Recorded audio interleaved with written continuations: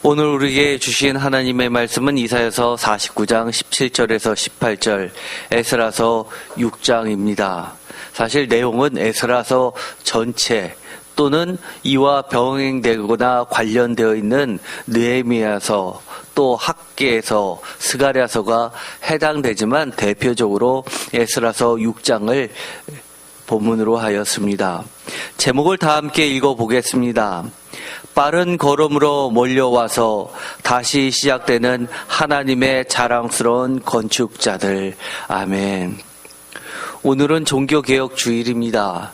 종교개혁 주일에 맞춰서 오늘의 본문의 말씀은 너무나 귀한 말씀이 아닐 수 없습니다.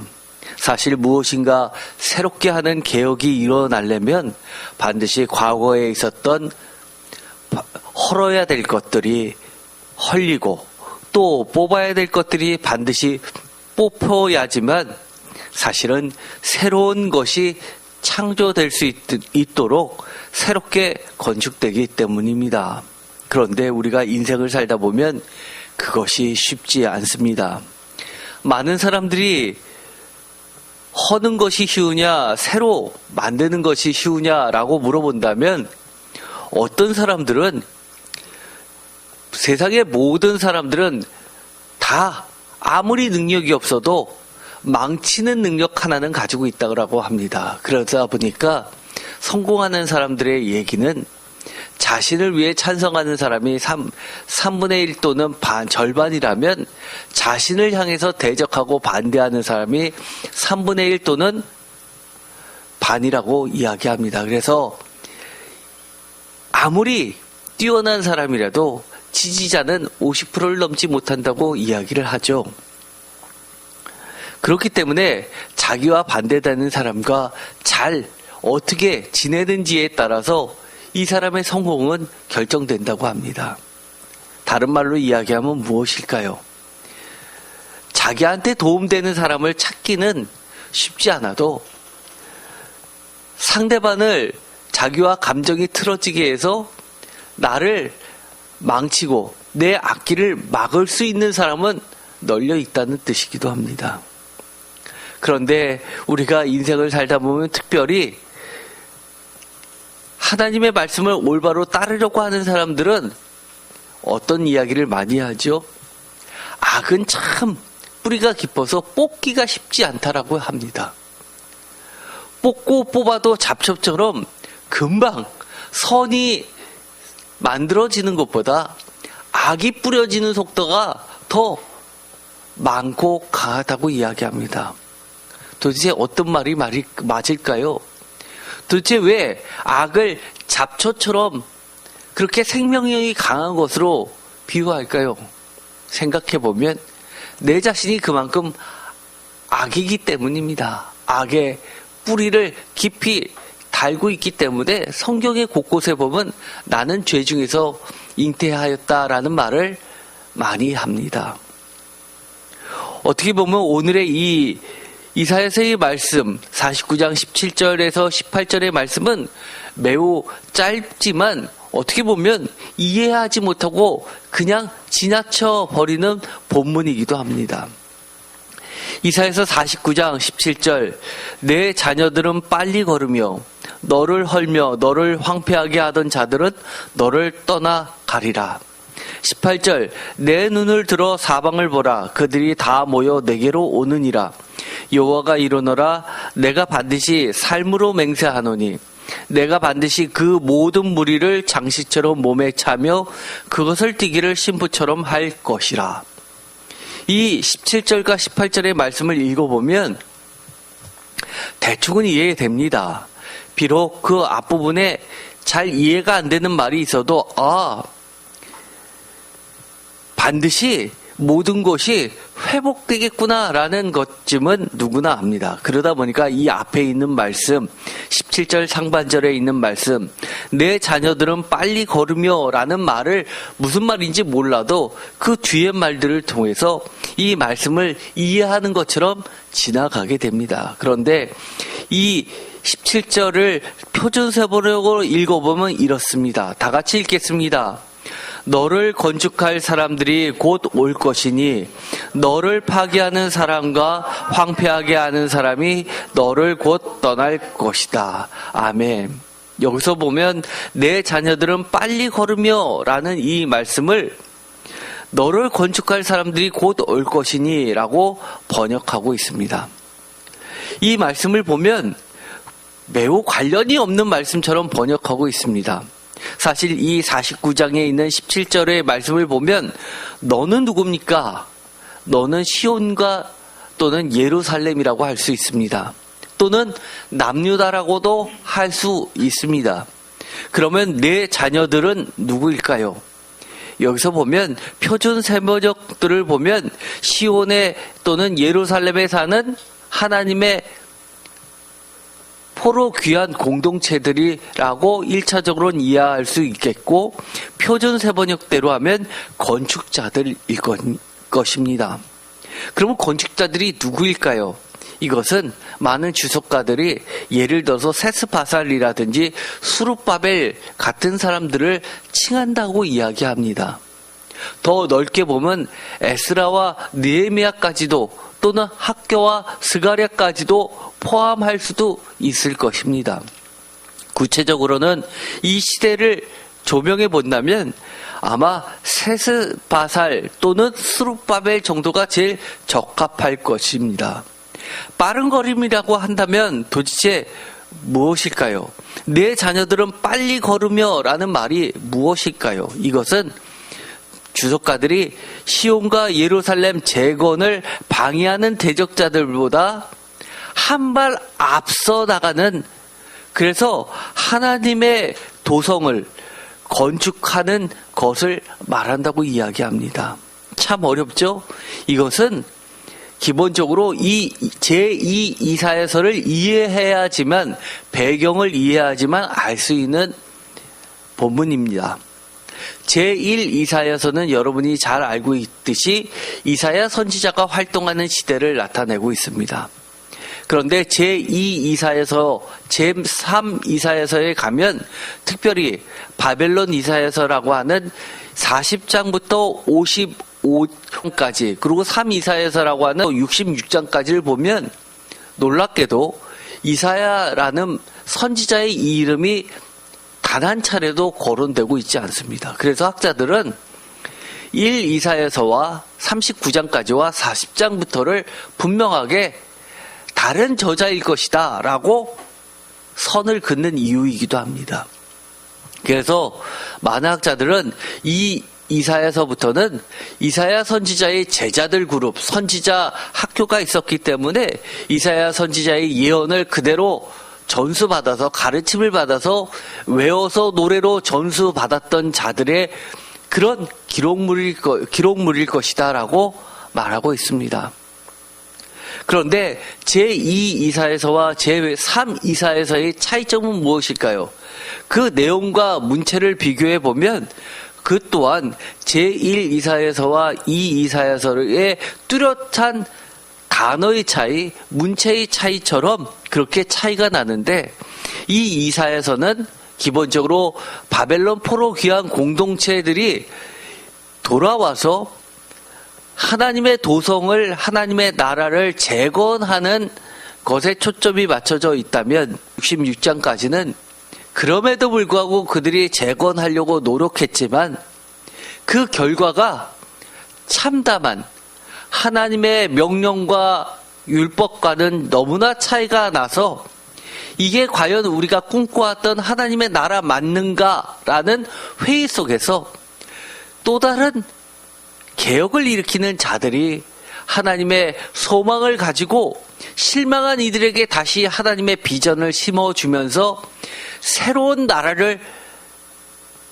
근본적으로부터 새롭게 만들고자 하는 메시지라고 볼 수 있습니다.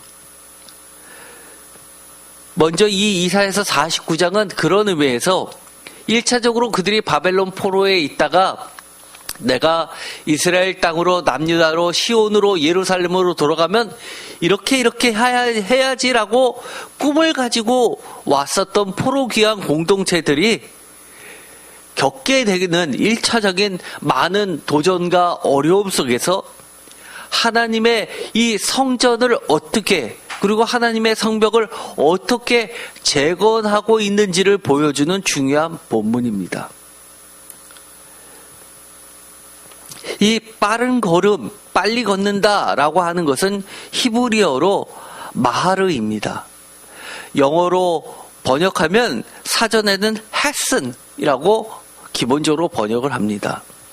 그리고 영어 성경에는 예를 들어서 act quickly라고 번역한 건 한 번 나오고 bring quickly는 2번, 이런 식으로 해서 보면 hurry라는 말이 8번으로 나와서 굉장히 빠르고 바쁘고 그리고 급작스럽게 행동하게 만드는 것을 나타내는 단어라고 할 수 있습니다. 존 오스왈트라는 세계적인 이 이사야서의 대가는 이렇게 이야기를 합니다. 그들이 새롭게 와서 이 예루살렘 성벽과 예루살렘 성전의 기초를 놓고 예루살렘 성전을 짓는데 그들이 생각했던 것보다 건축의 속도가 매우 느렸다는 겁니다. 이 건축의 느린 진척이라는 특별한 문제가 대두되었고 이것은 반대자들이 있었기 때문이었는데 그 반대자들이 생각보다 매우 강했습니다. 그래서 에스라서와 학개서 그리고 스가랴서 같은 데를 모두 참조해서 본다면 이 건축자들은 세스바살이나 수룹바벨 그리고 기타 이들과 함께 했던 많은 조력자들, 예를 들어서 이 학개와 스가랴서에 보면 이 수룹바벨과 또 한 명의 중요한 인물을 거론하죠. 예수아입니다. 이 수룹바벨은 다윗과 같은 정치적 지도자였다면 예수아는 그야말로 종교적 지도자를 이야기합니다.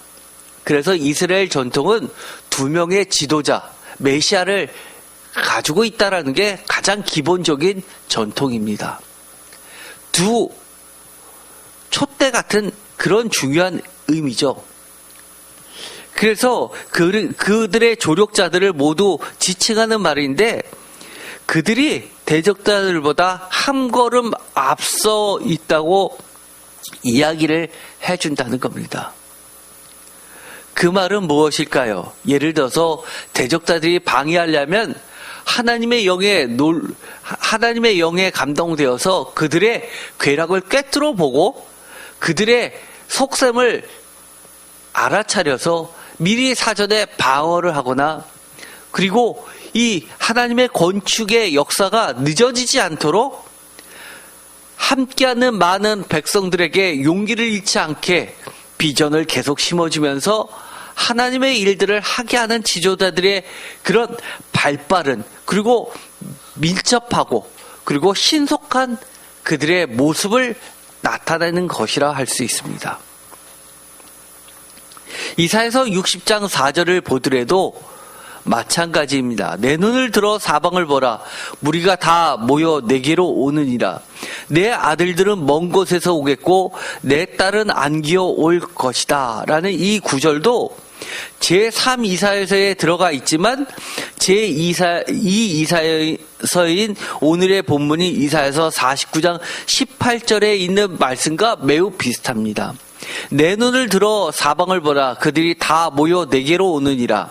여호와가 이르노라. 내가 나의 삶으로 맹세하느니 내가 반드시 그 모든 무리를 장시처럼 몸에 차며 그것을 띠기를 신부처럼 할 것이다.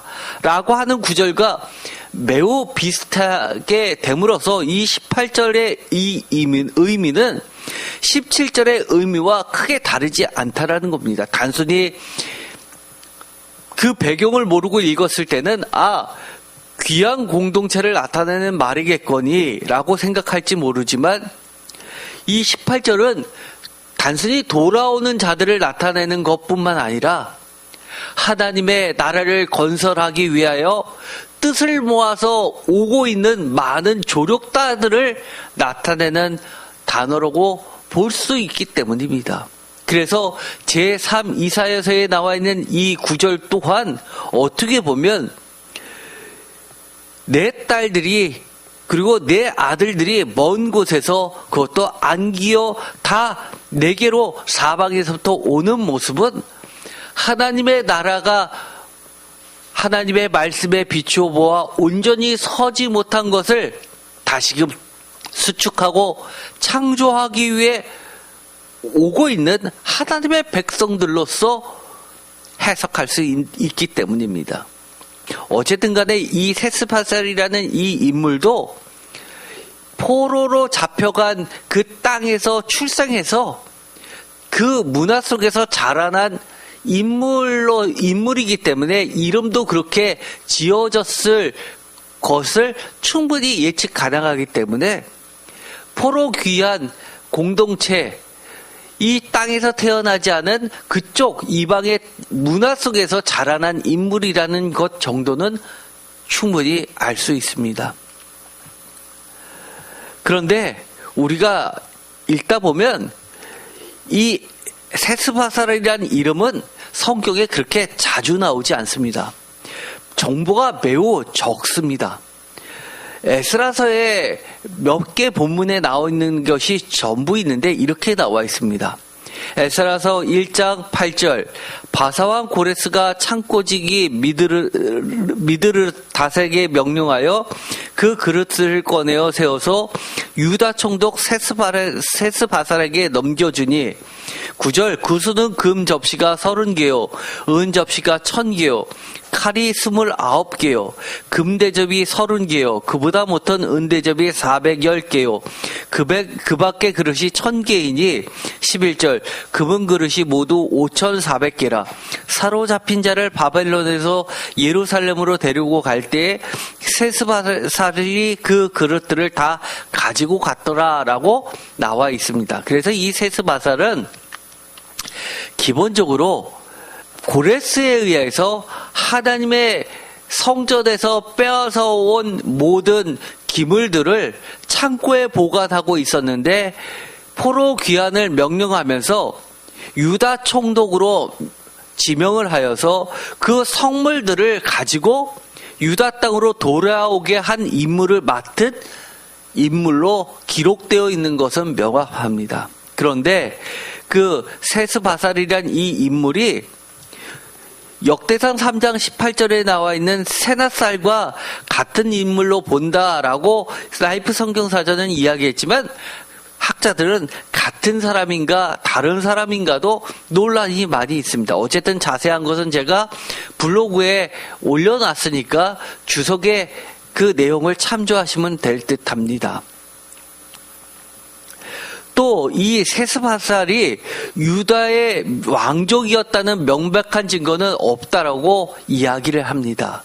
예를 들어서 역대상 3장의 족보에도 언급되어 있지 않을 뿐만 아니라 또 3장 18절에 세낫살이라는 인물과도 동일하다는 증거를 찾지 못했다고 주석가들은 이야기하는 것이 이 낫이라는 이 히브리어 용어 자체가 귀족이나 왕족만을 의미하는 말은 아니기 때문이고 예를 들어서 창세기 23장 6절, 출애굽기 22장 28절, 레위기 4장 22절, 민수기 1장 16절, 여호수아서 9장 15절 등에서도 왕족이나 귀족이 아닌데도 불구하고 썼던 지도자 중 한 명이었을 것이라고 보고 있기 때문입니다.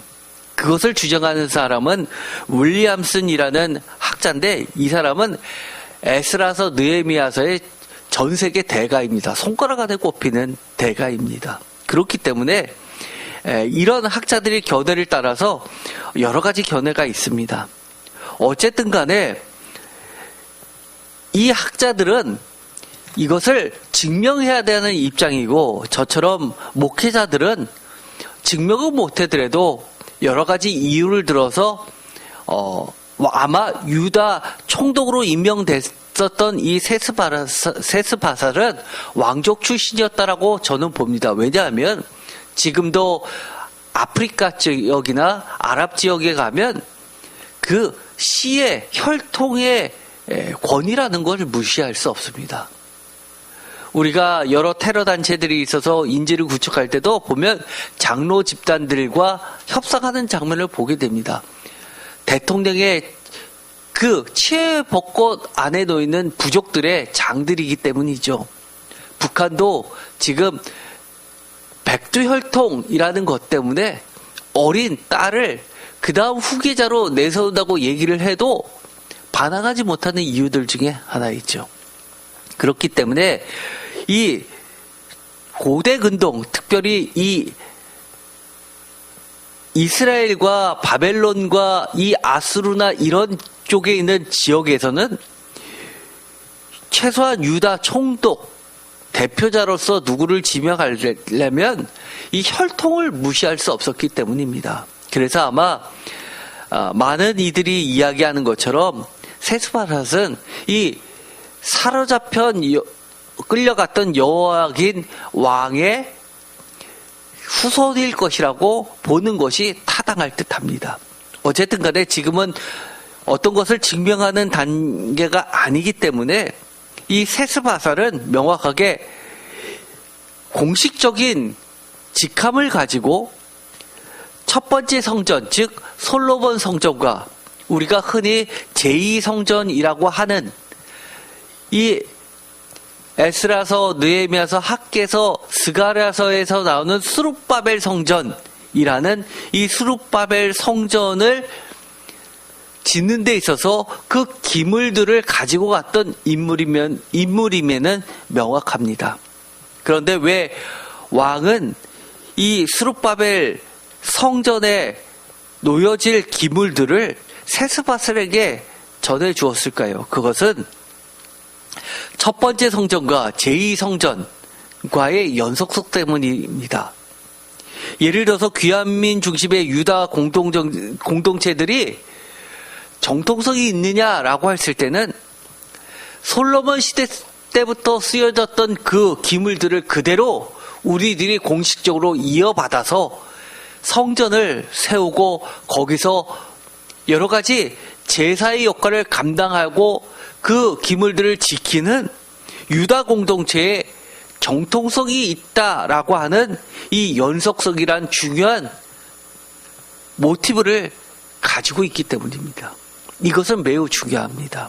이 또한 예레미야서에 보면 하나님께서 그 기물들을 다시금 갖고 오겠다고 예언한 것도 하나님이 다시 세워지는 그 성전에도 내가 여전히 함께 하겠다는 표식이기도 합니다. 에스라서 5장 1절에 보면 그런데 특이한 말씀이 나옵니다. 에스라서 6장 22절 즐거움으로 이레 동안 무교절을 지켰으니 이는 여호와께서 그들을 즐겁게 하시고 또 아스루 왕의 마음을 그들에게 돌려라고 되어 있습니다. 여기서 우리가 포로기한 공동체는 분명하게 아스루 왕이 아니라 바사왕 고레스인데 여기서는 아스루 왕으로 표현하고 있습니다. 에스라서 5장 1절도 뭐라고 표현되어 있냐면 바벨론을 정복한 페르시아 왕 고레스를 바벨론 왕으로 표현하고 있습니다. 왜 그럴까요? 이것은 고대 유물 중에서 고레스 실린더가 먼저 동그란 원통 모양의 기둥을 이야기합니다. 고레스 실린더, 고레스가 이 실린더를 세워서 거기다 역사를 기록해 놨는데 거기에 보면 자신을 페르시안 고레스라고 소개하지 않고 바벨론 왕이라고 소개하고 있습니다. 그런 것을 보면 이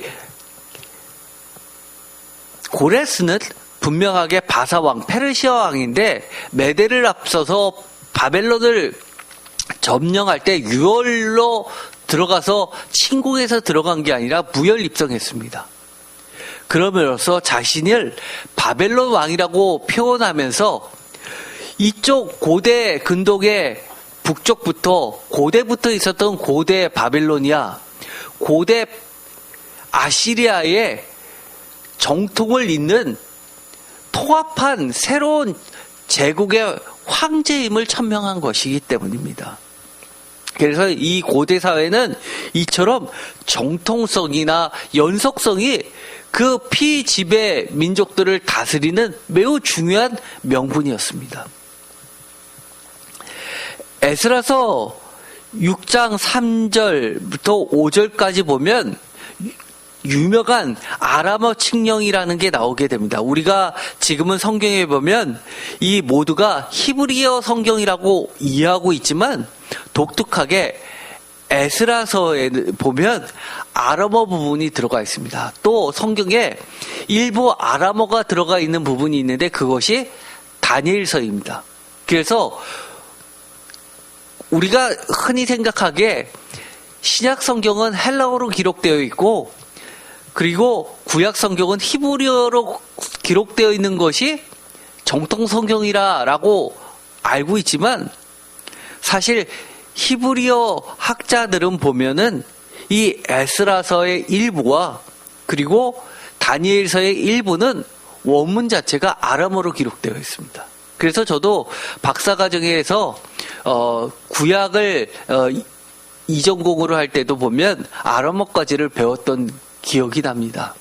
아람어와 히브리어는 매우 비싼데 이거는 아람어로 칙령이 내려졌고 아람어로 기록이 되어 있었던 부분입니다. 거기에 보면 이렇게 되어 있습니다.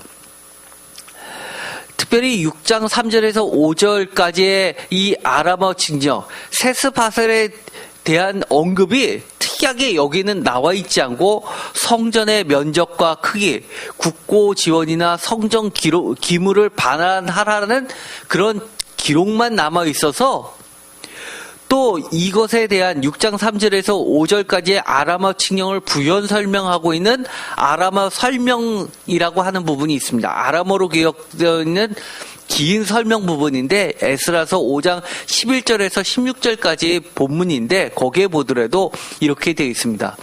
바벨론 고레스 원년에 고레스 왕이 조서를 내려 하나님의 이 성전을 다시 건축하게 하고 여기서도 보면 바벨론 왕 고레스라고 이야기합니다. 14절 또 느부갓네살이 예루살렘 하나님의 성전 안에서 금은 그릇을 옮겨다가 바벨론 신당에 두었던 것을 고레스 왕이 그 신당에서 꺼내어 그가 세운 총독 세스바살이라고 부르는 자에게 내주고 일러 말하되 너는 이 그릇들을 가지고 예루살렘 성전에 두고 하나님의 전을 제자리에 건축하라 하며 이에 세스바살이 이르러 예루살렘 하나님의 성전 지대를 놓았고 그때부터 지금까지 건축하여 오나 아직도 미치지 못하였다 하였사오니 17절 이제 왕께서 좋게 여기시거든 바벨론에서 왕의 보물 정각에서 조사하사 과연 고레스 왕이 조서를 내려 하나님의 이 성전을 예루살렘에 다시 건축하라 하셨는지 보시고 왕은 이 일에 대하여 왕의 기쁘신 뜻을 우리에게 보이소서 하였더라. 이 구절에 중간중간 아람어 부연 설명이 나오는데 여기는 전부 다 이 성전의 면적과 크기, 국고 지원, 성전 기록 반환에 대한 내용만 들어가 있다는 겁니다. 또 한 가지 인물, 아까 주석서에 보면 스룹바벨이라는 말이 나오죠. 우리가 스룹바벨은 모르는 분이 별로 없을 겁니다. 성경을 열심히 보시는 분은 다 한 번씩 들어봤는데 제2성전을 스룹바벨 성전이라고 부릅니다. 이것이 나중에 헤롯 성전이 되는데 학자들은 사실 헤롯 성전을 제3성전이라고 하지 않습니다.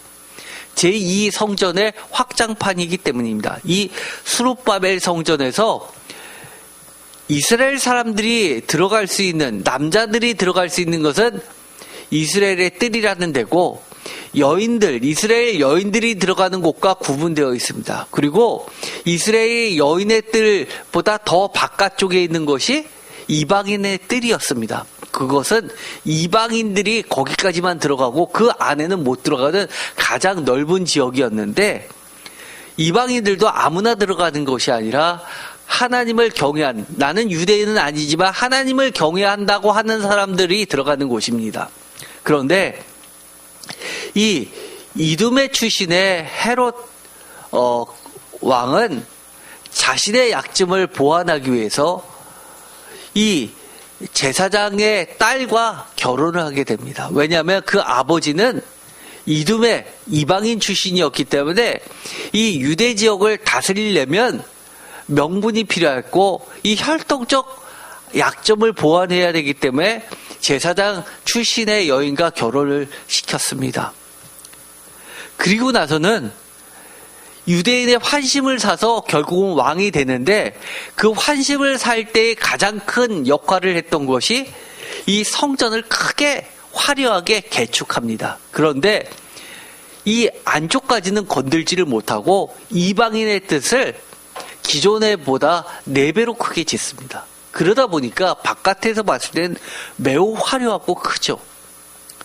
그래서 이 유대인들로부터 환심을 사게 됩니다. 그래서 황제가 되는데, 왕이 되는데 걸림돌을 제거해 버리죠. 우리가 알고 있는 이 스룹바벨은 바벨론 출생이란 뜻으로서 유다 왕 여호야긴의 손자여 부다야의 아들로서 학개서 1장 1절, 스가랴서 3장 2절에 나와 있는 대로 유다 왕위의 계승자였습니다. 역대선 3장 17절에서 19절까지 보면 분명히 왕의 족보에 들어가 있고 그리스도의 계보에도 언급되어 있습니다. 그래서 마태복음 1장 13절과 누가복음 3장 27절에도 나와 있는 인물입니다. 그리고 스룹바벨이 스알디엘의 아들로서 나와 있는데 이것은 아마도 아버지의 이름이 틀린 이유는 이 수혼제도가 있었죠. 아버지가 돌아가셨을 때는 이 형제들이 이 형수님을 부인으로 모셔서 그리고 대를 잇게 해주고 또 여인 혼자서 많은 생계를 유지해야 되는 부담을 덜어주면서 집안을 잇는 전통입니다. 그것을 계대 수혼 제도라고 하는데 이렇게 돼서 아버지가 바뀌었지만 어머니는 동일하다라고 보는 이유 중에 하나입니다. 스알디엘의 아내와 결혼하여 스룹바벨을 낳았기 때문이라고 그래서 족보가 틀리다고 이야기합니다. 이 스룹바벨 하면 항상 또 다른 메시아가 있죠. 대제사장의 아들인 예수와 함께 예루살렘 귀환하여서 먼저 번제단을 세우고 새 성전의 기초를 놓기 시작했던 인물입니다. 그래서 이때 스룹바벨의 성전 재건 사역에서 주전 538년에서 470년으로 보고 있는데 이때 대적들의 모함으로 일시 중지되었다가 다리오 2년 주전 520년에 작업이 재개되어서 4년 후에 완공이 되었다고 이야기를 합니다. 그래서 스룹바벨을 하나님의 종이라고 심지어는 하나님의 날의 도장인이라고 그렇게 학개서 2장 2절과 3절에서는 이야기하고 있는 인물이기도 하고 또 학개 선지자는 스룹바벨을 장차 오실 메시아를 예표한다고 보고 있습니다.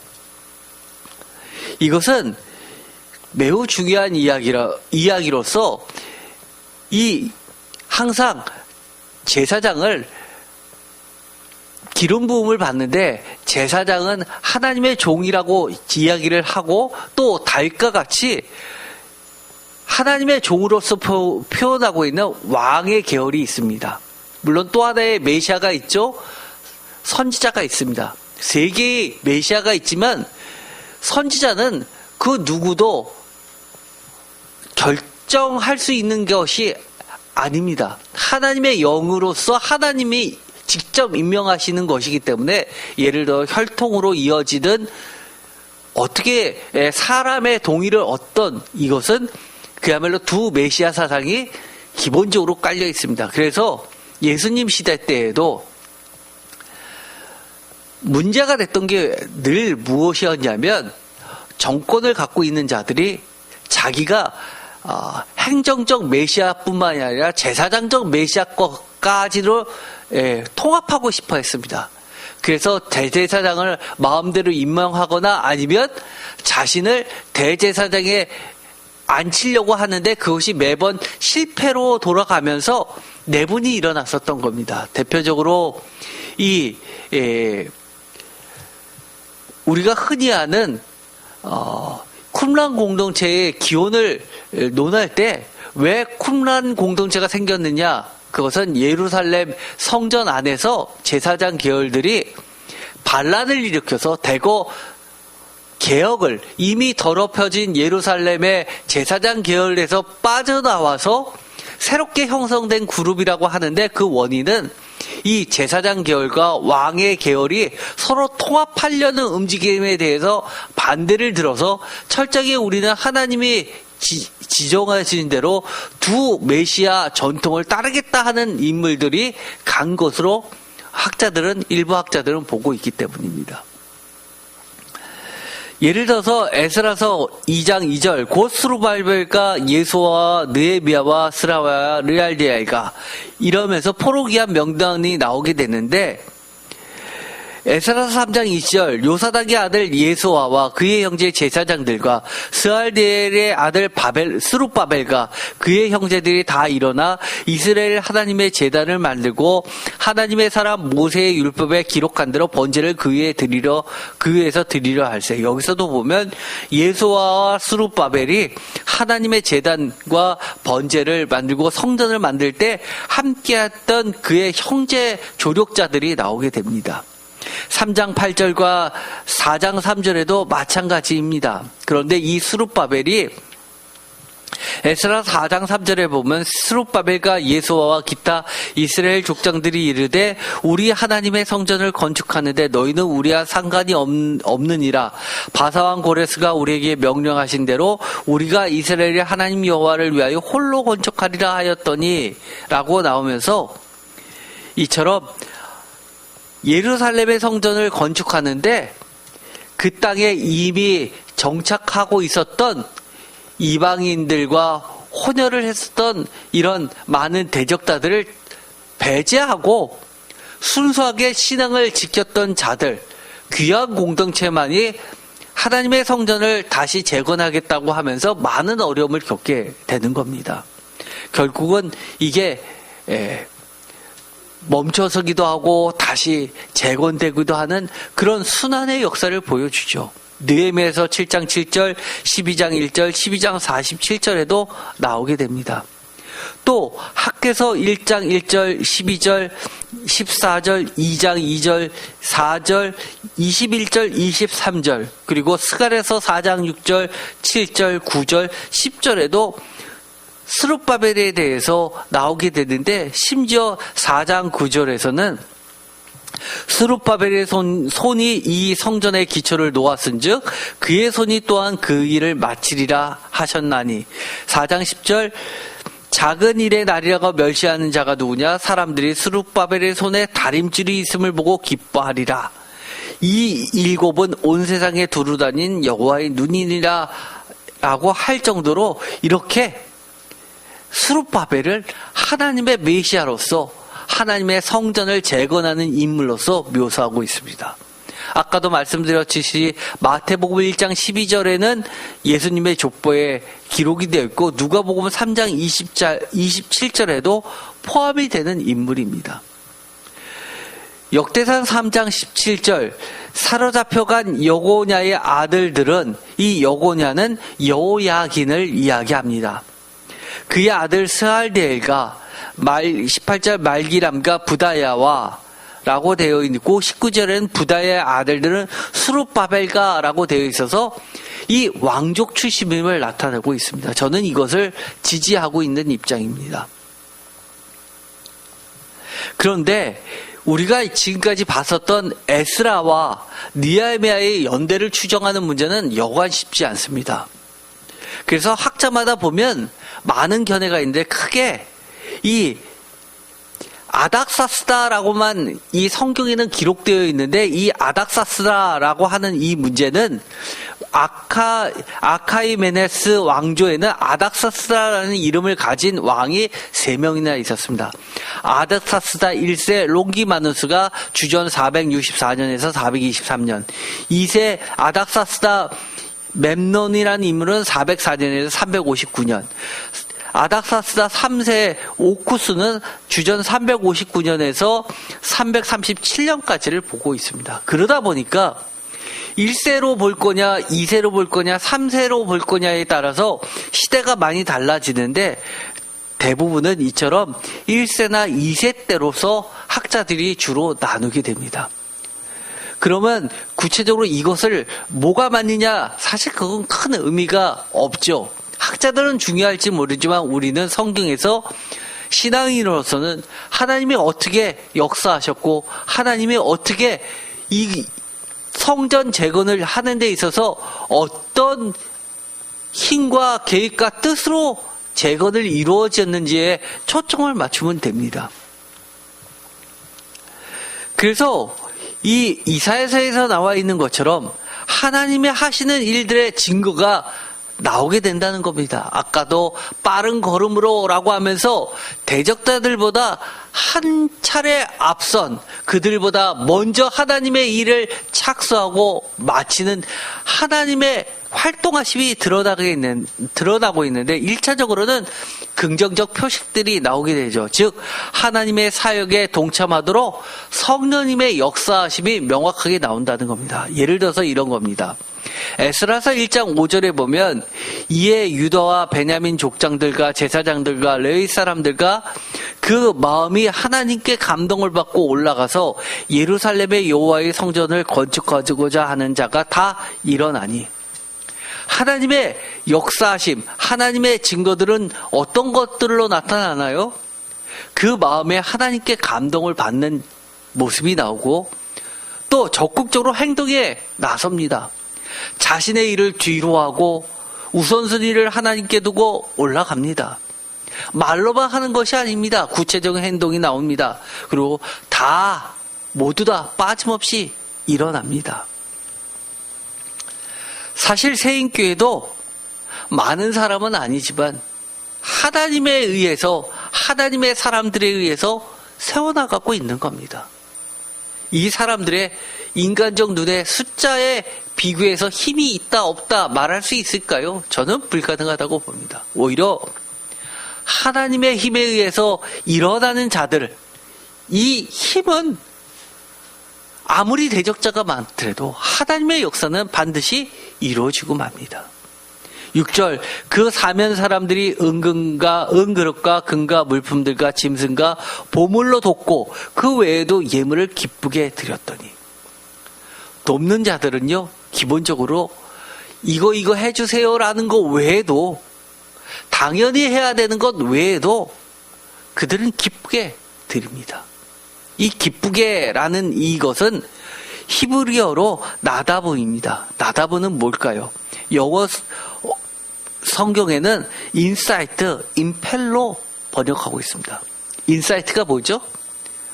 불을 확 당기는 겁니다. 예를 들어서 부싯돌로 딱 불 때 불꽃이 튀어서 불이 확 일어나기 때의 그 충동적으로 선동적으로 일어나는 것, 그 힘을 이야기합니다. 임펠은 뭘까요? 강요하는 겁니다. 안 하려고 하는데 밀어 제껴서 힘으로 억지로 하게 만드는 겁니다. 그런데 억지로 추진하게 하는 것을 왜 자원제라고 할까요? 이 나다보는 기본적으로 free will offering에도 사용되는 단어입니다. 여기 보면 volunteered라는 단어로도 번역이 됩니다. 또 willing, offering willingly라는 단어로 또는 free will offering, 이 free will offering은 자원제라는 뜻이고 그래서 이것은 기쁘게라는 것은 기본적으로 자원에서 드리는 화목제에 드리는 단어입니다. 이것을 저는 이렇게 번역하고 싶습니다. 기쁘게라는 말을 다른 말로 이야기하면 간절한 마음으로 자원하는 마음으로 라는 단어로도 바꿀 수 있습니다. 또는 신령과 진정으로 라는 말로도 바꿀 수 있고요. 에스라 2장 69절에 보면 하나님의 창조적 새 힘으로 라는 말로도 바꿀 수 있습니다. 너무 의역하는 거 아니에요? 아니요. 다 근거가 있습니다. 예를 들어서 에스라서 2장 68절 어떤 족장들이 예루살렘에 있는 여호와의 성전턴에 이르러 하나님의 전을 그곳에 다시 건축하려고 예물을 기쁘게 드려. 여기서도 나다보입니다. 기쁘게. 그런데 기쁘게 드리는 걸 69절에 뭐라고 다시 바꿔 표현하냐면 힘 잘하는 대로 공사하는 금고에 드리니 금이 6만 1,000 다리기요 은이 5천 만회요 제사장의 옷이 100벌이더라. 힘 잘하는 대로라는 이것은 코아의를 사용하고 있습니다. 코아우, 우리가 잘 알고 있는 것이죠. 세임할 때 그 힘에 들어가는 것이 코아우입니다. 그래서 이 창조적 힘으로라는 말로도 바꿀 수 있습니다. 어떤 힘이요? 하나님의 성령과 신령과 진정으로 감동되어서 기쁨이 넘쳐서 안 할 수 없을 정도의 창조적 새 힘을 나타내는 것이라 할 수 있습니다.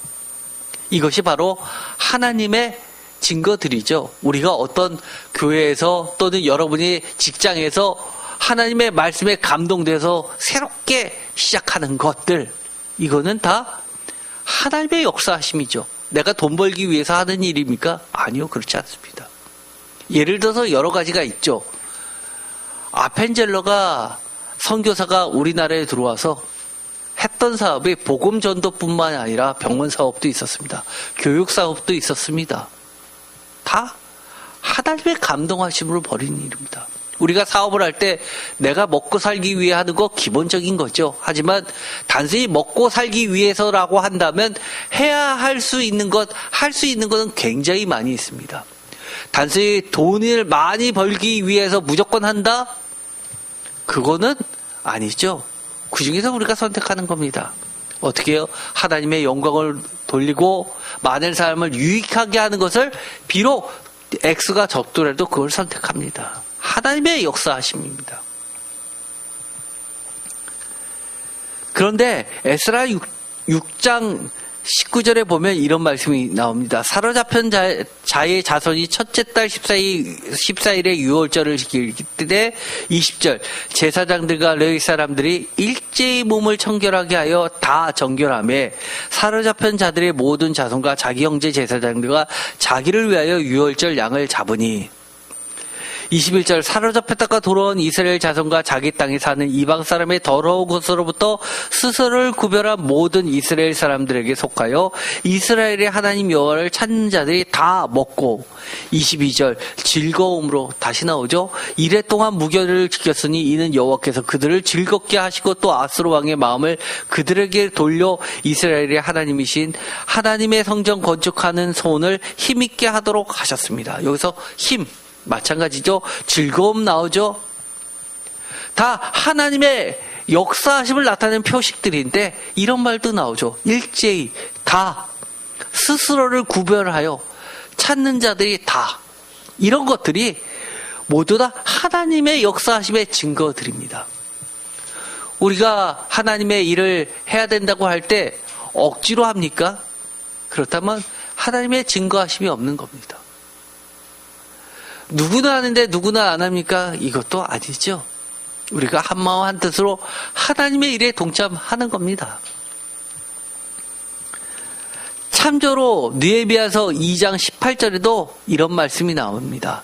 또 그들에게 하나님의 선한 손이 나를 도우신 일과 왕이 내게 이런 말씀을 전하였더니 그들의 말이 일어나 건축하자고 모두 힘을 내어 이 선한 일을 하려 하며 하나님의 역사하심에는 이렇게 모두 함께 하는 자들, 도우려는 자들이 생겨나게 됩니다. 그런데 애매하게도 아이러니하게도 거기에 뭐가 나타나죠? 19절 호론 사람 산발락과 종이었던 암몬 사람 도비아와 아라비아 사람 게셈이 이 말을 듣고 우리를 업신여기고 우리를 비웃어 이르되 너희가 하던 일이 무엇이냐? 너희가 왕을 배반하고자 하느냐? 20절 내가 그들에게 대답하여 이르되 하늘의 하나님이 우리를 형통하게 하시니 그의 종들인 우리가 일어나 건축하려니와 오직 너희에게는 예루살렘에서 아무 기업도 없고 권리도 없고 기억되는 바도 없다 하였느니라. 왜 이런 말들이 나왔는지는 성경에는 기록되어 있지 않습니다. 아마 이전에 있었던 그들, 즉 호론 사람 산발락과 종이었던 암몬 사람 도비아와 아라비아 사람 게셈 이런 사람들은 이스라엘 사람들이 빈 그 땅에 이들이 정착하면서 하나님의 일들을 얼마나 훼손시켜 왔던지 그 일들에 대해서 구체적으로 언급되어 있지 않지만 입에 담기조차 싫었을 정도로 성경에 기록하기조차 싫었을 정도로 심각했던 것만은 명확합니다. 성경은 기록할 때 두 가지로 기록합니다. 하나는 명확하게 기록합니다. 또 하나의 기록 방식이 무엇인지 압니까? 아예 흔적을 안 남깁니다. 아예 기록을 하지 않고 무시해버리는 것이 두 번째 기록 방법입니다. 그래서 예를 들어서 성경의 역대기를 보더라도 열왕기 상하를 보더라도 부모의 이름이 기록된 자가 있고 부모의 이름이 기록되지 않은 자들이 있습니다. 아니면 아예 이름조차도 기록하지 않고 지역 출신으로만 이야기하는 경우가 있습니다. 왜 그럴까요? 그거는 그 사람의 이름을 몰라서일까요? 아니요. 기록조차 할 가치가 없는 것은 지워버리는 습성이 있습니다.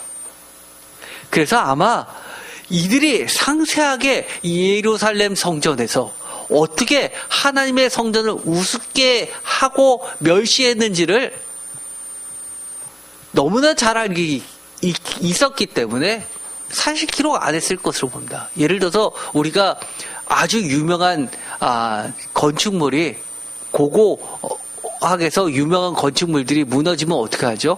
많은 도굴꾼들이 다 그것들을 가져가죠. 아마 많은 부분을 이들이 훼손했을 가능성도 있고요. 거기서 정말 이스라엘 사람들이 금기시켰던 것, 예를 들어서 피를 아무 곳에다 뿌린다든지 도살을 한다든지 돼지를 제사로 드린다든지 그런 장난도 했을 것으로 아마 추정할 수 있겠죠. 이 모든 것들은 기록이 없으니까 우리는 모르지만 그들과 같이 할 권리와 기업을 찾으려야 찾을 수 없었던 것이었다는 거면 우리가 쉽게 추정할 수 있습니다. 두 번째, 여러 가지 부정적 표식들이 나오죠. 반드시 하나님의 일에는 이것이 있냐 없냐를 보면 알 수 있습니다. 하나님의 대적자들의 방해가 반드시 낍니다. 우리가 생각하는 형통이라는 것이요, 그야말로 대적자 없는 형통? 사실 성경에는 형통이라고 기록되어 있는 많은 것들에 대적자들이 존재합니다. 예를 들어서요, 다윗이 어디를 가나 승리하게 하더라라는 이 형통의 모습, 그 이전에는 말도 못한 어려움들을 기록하고 있습니다. 예를 들어 볼까요? 6개월 동안 사활을 걸고 했던 소금 골짜기에서의 에돔과의 전투. 다윗에게 있어서는 다윗과 골리앗 사건 그 이상의 운명을 건 싸움이었습니다. 가장 긴 전투였습니다. 그런데 어디를 가나 이기게 하더라 라는 말씀이 나옵니다. 대적자들이 나오죠. 에스라서 4장 1절, 사로잡힌 자들의 자손이 이스라엘 하나님 여호와의 성전을 건축한다 함을 유다와 베냐민의 대적이 듣고 그 다음에 그들을 방해합니다. 4절에 이로부터 그 땅 백성이 유다 백성의 손을 약하게 하여 그 건축물을 방해하여 사기를 떨어뜨렸다라고 이야기합니다. 5절, 바사왕 고레스의 시대부터 바사왕 다리오가 즉위할 때까지 관리들에게 꾸준하게 내부를 주어서 그 계획을 막습니다. 또 6절에 보면 또 아하수에로가 즉위할 때 그들이 글을 올려 유다와 예루살렘 주변을 고발까지 합니다. 우리가 가만 보면 딱 봐도 하나님의 뜻과는 반대되는 일을 하는데 돈을 잘 버는 사람이 있습니다. 왜 그럴까요? 하나님의 일을 망치는데 잘 나가는 사람이 있을까요? 왜 그럴까요? 그거는 버리셨기 때문입니다. 사탄이 완전한 자기의 자식은 건들지 않기 때문에, 하나님의 종들을 건들기 때문에 이건 확실한 내 식구야, 내 밥그릇이야 라고 하면 건들지 않습니다. 아닌가요? 그래서 우리가 하나님의 사람들은 하나님의 일을 할 때 언제나 많은 갈등이 있게 되어 있습니다. 이것이 하나님의 뜻인지 아닌지 매번 물어야 되고요.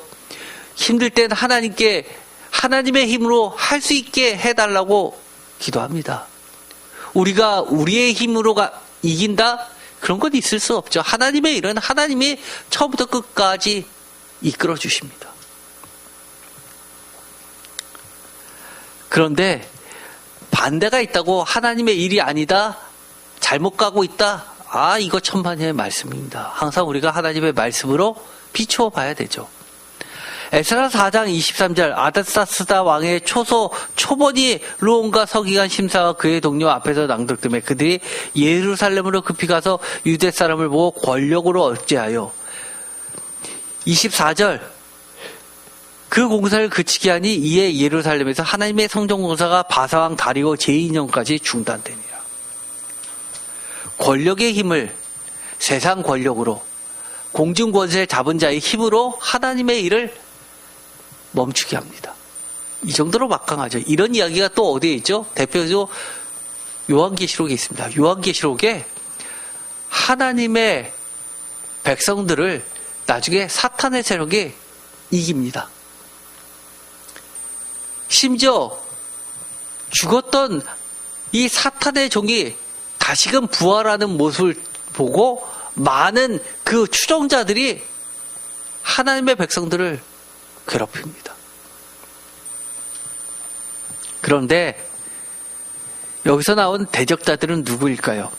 에스라 4장 5절 바사왕 고레스의 시대부터 바사왕 다리오가 즉위할 때까지 관리들에게 뇌물을 주어 그 계획을 막고 아하수에로 7절 아닥사스당까지 했었던 인물은 9절에 나와 있는 것처럼 방백 르홈과 서기관 심세와 그의 동료 디낫 사람과 아비삿 사람과 디볼렛 사람과 아바셋 사람과 아렉 사람과 바벨론 사람과 수사 사람과 데헷 사람과 엘람 사람과 그 밖에 백성 곧 존귀한 오스납발이 사마리아 성과 유브라데강 건너편 다른 땅에 옮겨둔 자들과 함께 고발한다. 이런 자들이 생각보다 많습니다. 쉽게 말해서 하나님의 사람들 빼고는 다 대적자들이라고 할 수 있죠. 그 가운데 사마리아 사람이 가장 가까이 있으면서 이 많은 네트워크를 구축하고 있습니다. 이상하게 친한 사람들 보면 다 이유가 있습니다. 그런데 가만히 영적인 사람들이 보면 친한 사람들은 영적으로 친하기 때문에 친한 겁니다. 하나님의 사람과 이 하나님의 대적자들은 친할 수가 없습니다. 저는 그렇게 봅니다. 하나님의 대적자들은 하나님의 대적자들과 싸우고 욕하더라도 어느 순간 친해져 있습니다. 그런데 하나님의 사람과 대적자들은 함께 할 수 없죠. 이것은 우리가 명확해야 됩니다. 그것이 칼날처럼 날카롭지 않다면 내가 명확하게 하나님의 사람인가를 우리는 돌아봐야만 됩니다. 마지막 세 번째, 3차적 최종적으로 하나님의 역사하심을 증거하는 표식이 있는데 그것은 중단이 있다 하더라도 중단이 아닌 완전한 지름길로 직선대로로 인도하시는 모든 일을 합력하여서 선으로 이끄시는 하나님의 일하심이 증거입니다. 예를 들어 볼까요? 에스라 5장 3절 그때 유브라데강 건너편 총독 닷네와 스달 보스네와 그들의 통관들이 다 나와 그들에게 이르되 누가 너에게 명령하여 이 성전을 건축하고 이 성곽을 마치게 하였느냐라고 따집니다. 표준세례로 이야기하면 유브라데강 서쪽 지방의 다트네 총독이 스달 보스네와 동료 관리들이 굉장히 힘 있는 자들이 공식적으로 요청을 하죠.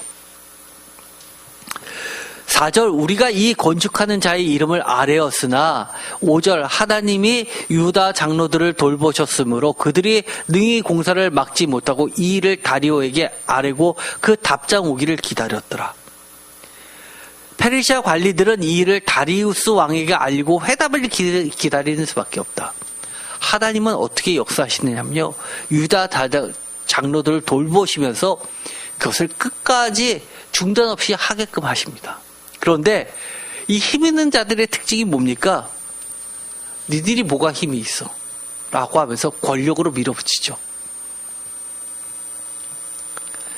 에스라 5장 9절 우리가 그 장로들에게 물어보기를 누가 너에게 명령하여 이 성전을 건축하고 이 성곽을 마치라고 하느냐 하고 10절 우리가 또 그 우두머리들의 이름을 적어 왕에게 아르고자 하여 그들의 이름을 물은즉 명단을 만들어서 고발하려고 하는 겁니다. 왜 그러죠? 그들은 힘이 있기 때문입니다. 그들을 다 공식적으로 잡아 넣으면 될 거 아닙니까? 그런데 11절 그들이 우리에게 대답하여 이르기를 뭐라고 대답하는지 아십니까? 다 같이 읽겠습니다. 우리는 천지의 하나님의 종이라. 예전에 건축되었던 성전을 우리가 다시 건축하노라. 이는 본래 이스라엘의 큰 왕이 건축하여 완공한 것이었으나 라고 대답을 합니다. 뭐라고 대답해요? 이름이 뭐냐라고 물었더니만 이름은 안 가르쳐주고 우리는 천지의 하나님의 종이라고 답답합니다. 그런데 그 뒷말이요, 걸림돌이 됩니다. 본래 이스라엘의 큰 왕이 건축하여 완공한 것이었다라고 대답하는데 그것을 고소장했습니다. 왜요? 이스라엘 큰 왕, 누구를 이야기할까요? 솔로몬 왕을 이야기하죠. 이 재정적 지원은 어디서부터 출발합니까? 다윗 왕 때부터 출발하죠. 잘 됐네 이럽니다. 이것은 즉 지금까지 그들이 중단시켰던 명분을 건드린 겁니다. 바사 왕의 제국을 흔들 수 있는 원래부터 반역자들이라는 실마리를 제공해 준 겁니다. 문책에서 고발해야 할 이름이 무엇인가 라고 하는데 그들의 대답은 해결할 열쇠를 갖고 있습니다. 뭐라고요? 천지의 하나님의 종이라는 겁니다. 다시 말해서 이건 이런 겁니다. 그래? 니들이 우리를 고발하려고 그래? 고발하려면 고발해봐. 하늘의 하나님을 고발하려면 해봐라 라는 이야기입니다. 하늘의 하나님이라는 이 이야기는 바벨론 시대 때 하나님을 지칭하는 대표적인 단어입니다. 타이틀입니다. 다니엘서에 하늘의 하나님이라는 이야기가 나오죠. 그런데 하늘의 하나님 외에도 이 사람들은 천지의 하나님, 하늘과 땅의 하나님까지 얘기합니다. 에스라 5장 17절 그들이 어떻게 했냐? 이제 왕께서 좋게 여기시거든 바벨론에서 왕의 보물 정각에서 조사하사 과연 고레스 왕이 조서를 내려 하나님의 이 성전을 예루살렘에 다시 건축하라 하셨는지 보시고 왕은 이 일에 대하여 왕의 기쁘신 뜻을 우리에게 보이소서 하였더라. 표준 세번역으로 이야기하면 이렇습니다. 아래롭게 황성하나 임금님께서 바벨론의 왕실 문서 창고를 살펴보시고 정말 고레스 왕께서 예루살렘에다가 하나님의 성전을 다시 지으라고 칙령을 내리신 적이 있는지 알아보시는 것이 좋겠습니다. 그런 다음에 이 일을 다 같이 읽겠습니다. 어떻게 하면 좋을지를 결정하시고 일러주시기 바랍니다. 이 고소장의 취지가 뭡니까? 고레스 왕이 조서를 내려서 이 성전을 다시 건축하라고 한 것이 맞습니까가 취지입니까? 아니면 고레스 왕이 그랬다 하더라도 이제 왕께서 모든 것을 판단해서 왕께서 좋게 여기시는 대로 왕의 기쁘신 뜻대로 결정하시면 된다입니까? 후자죠. 이 고소장의 취지는 이겁니다. 에이, 왕은 절대로 허락하지 않을 텐데 라는 것을 깔고 있는 겁니다. 왜요? 저렇게 큰 솔로몬 왕이 다윗 왕이 지은 것을 다시 짓게 하면 그들이 다시 뭉쳐서 대적자가 될 수 있는데요 라고 이야기한 겁니다. 그런데 결론이 어떻게 납니까? 에스라 6장 1절 이에 다리오 왕이 조서를 내려 문서창고 곧 바벨론의 보물을 쌓아둔 보물 정각에서 조사하게 하여 2절 메데도 악데다 궁선에서 한 두루마리를 찾으니 거기에 기록하였으되 에스라 6장 7절 조사해보니까 진짜 뭐를 하는 겁니까? 그 고레스 칙령이 맞다는 겁니다. 그리고 나서 7절 다 같이 읽겠습니다. 하나님의 성전 공사를 막지 말고 유다 총독과 장로들이 하나님의 이 성전을 제자리에 건축하게 하라. 내가 또 조서를 내려서 하나님의 이 성전을 건축함에 대하여 너희가 유다 사람의 장로들에게 행할 것을 알리노니 다 같이 읽겠습니다. 왕의 재산 곧 유브라데강 건너편에서 거둔 세금 중에서 그 경비를 이 사람들에게 끊임없이 주어 그들로 멈추지 않게 하라. 또 그들이 필요로 하는 것 하늘의 하나님께 드릴 번제의 수송아지와 수장과 어린 양과 또 밀과 소금과 포도주와 기름을 예루살렘 제사장에 다 같이 읽겠습니다. 요구대로 어김없이 날마다 주어 그들이 하늘의 하나님께 향기로운 제물을 드려 왕과 왕자들의 생명을 위하여 기도하게 하라. 내가 또 명령을 내려놓으니 누구든 막론하고 이 명령을 변조하면 그의 집에서 들보를 빼내고 그를 그 위에 메어 달게 하고 그의 집은 이로 말미암아 거름떠기가 되게 하라. 만일 왕들이나 백성이 이 명령을 변조하고 손을 들어 예루살렘 하나님의 성전을 헐칠때 그곳에 이름을 두신 하나님이 그들을 멸하시기를 원하노라. 나 다리오가 조서를 내렸노니 신속히 행할지어다 하였노라. 이렇게 결론이 났습니다. 뭡니까? 최종 결론은 이겁니다. 이 왕의 뜻은 뭡니까? 왕이 제일 원하는 게 뭡니까? 자신과 왕자들의 생명을 위하여 기도하게 하라는 겁니다. 결론적으로 나는 내 좋게 할 테니까 그렇게 큰 왕들이 있었어? 그러면 그 신도 생각보다 세네? 그렇다면 그 신들을 통해서 나를 위해서 기도하게 하라는 겁니다. 그러면서 어떻게 하냐면 하나님의 성전 건설을 막지 말라. 그것도 제자리에 건축하게 하라. 또 조서를 내려서 어떻게 하냐 하면 성전을 건축하는데 세금까지도 그들에게 줘서 경비를 끊임없이 제공해서 멈추지 않게 하라. 여러분은 어떠신가요? 남유다와 북이스라엘이 왜 갈라섰습니까? 왜 쪼개졌습니까? 성경에는 뭐라고 이야기하죠?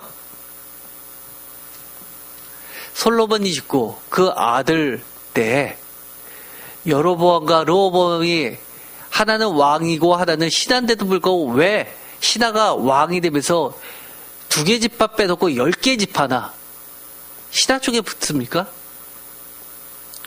고용이 너무 힘들어서 세금이 너무 중해서입니다. 많은 학자들이 이렇게 이야기합니다. 남과 북이 왜 갈라졌느냐? 쉽게 말해서 과도한 건축 공사로 하나님의 성전 예루살렘 성전 짓고 그리고 솔로몬 궁전 짓다가 부도났다는 겁니다. 그래서 어떻게 했습니까? 갈릴리 지역을 공사 대금의 대가로서 그들에게 떼어주고 사람들도 백성들도 종으로 팔려줬다는 겁니다. 쉽게 말해서 이 성전을 짓는 데는 그만큼 막대한 부가 필요한데 잘못하다가는 부도나기 쉽습니다. 그런데 이들한테 성전 기물만 주고 그리고 나서 성전 건축을 맡겨서 그들이 귀한 공덕들이 어떻게든 자신의 재물을 털어서 모아서 헌금해서 짓는다? 한계가 있는 겁니다. 그래서 처음 성전을 지었을 때 어떻게 했습니까? 그들이 울었죠. 너무나 볼품이 없어서 울었습니다. 성전을 다시 재건한다는 거 쉽지 않습니다. 그런데 하나님은 어떻게 만드십니까? 돈곡장 하지 말라는 겁니다. 그뿐만이 아니라 어김없이 날마다 되는데 기껏해서 세우면 뭐합니까?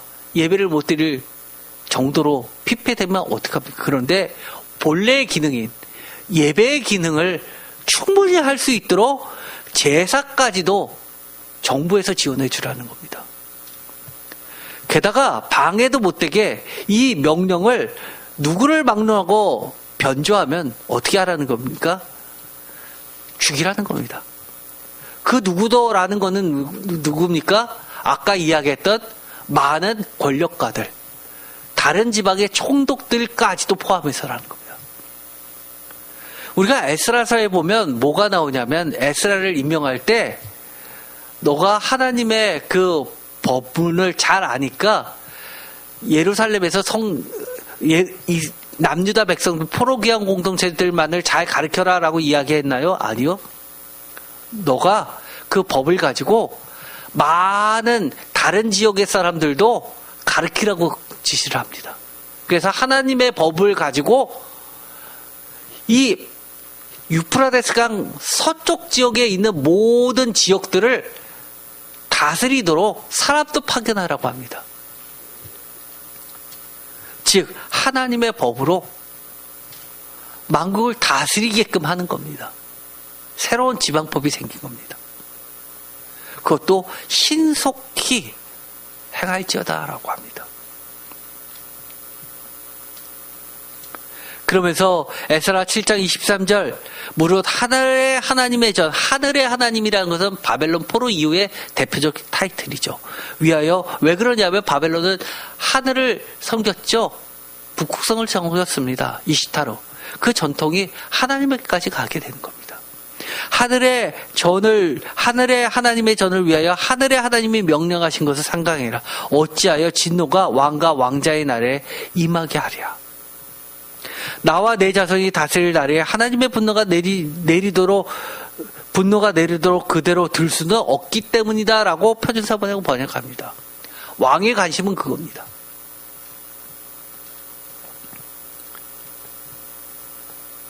에스라 7장 27절 우리 조상들이 하나님 여호와를 송축할지로다 라고 하면서 찬양 드리면서 예배 드립니다. 그가 왕의 마음에 예루살렘 여호와의 성전을 아름답게 할 뜻을 두시고 또 나로 왕과 그의 보좌들 앞과 왕의 권세에 있는 모든 방백의 앞에서 은혜를 얻게 하셨도다. 내 하나님 여호와의 손이 내 위에 있으므로 내가 힘을 얻어 이스라엘 중에 우리 우두머리를 모아 나와 함께 올라가게 하였노라. 힘 마찬가지로 구하옵니다. 어떻게 해요?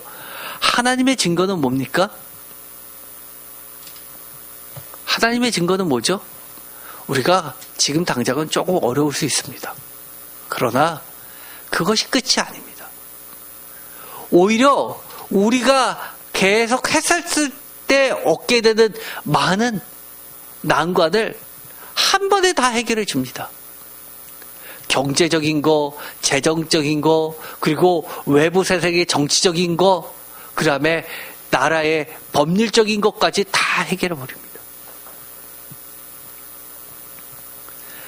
느헤미야 6장에도 마찬가지 하나님의 역사가 나타난 게 동일합니다. 12절 깨달은 즉 그는 하나님께서 보내신 바가 아니라 도비아와 산발라의 뇌물을 받고 내게 이런 예언을 함이라.